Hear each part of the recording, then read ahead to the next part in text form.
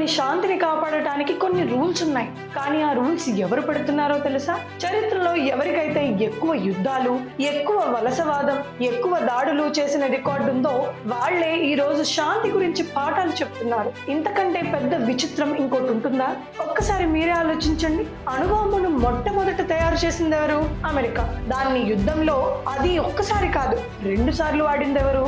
అది కూడా అమెరికాయే. కానీ ఈ రోజు ఏ దేశం దగ్గర అణుబాంబు ఉండాలో, ఏ దేశం దగ్గర ఉండకూడదో నిర్ణయించేది కూడా అదే అమెరికా. భారతదేశం లాంటి దేశాలు తమ రక్షణ కోసం అణుశక్తిని సంపాదించుకోవాలనుకున్నప్పుడు ప్రపంచ దేశాలన్నీ కలిసి వద్దు అని చెప్పాయి. ఎందుకు? మనం ఎప్పుడైనా సముద్రాలు దాటి వేరే దేశాలను ఆక్రమించుకున్నామా? వాళ్ళ సంపదను దోచుకున్నామా? ఈ ప్రపంచాన్ని మనమే పాలించాలని ఎప్పుడైనా ప్రయత్నించామా? మన చరిత్రలో అలాంటిది ఎక్కడా లేదు. మనం అలా చేయలేదంటే మనం బలహీనులమని కాదు, మన బలం ఏంటో మనకు తెలుసు. శతాబ్దాలుగా ఎన్నో శక్తివంతమైన సామ్రాజ్యాలు చివరికి బ్రిటిష్ వాళ్లతో సహా మన దేశంపై దాడులు చేసి మన సంపదను దోచుకున్నారు. ఏమీ లేని దేశం మీదకు ఎవరు దాడికి రారు కదా.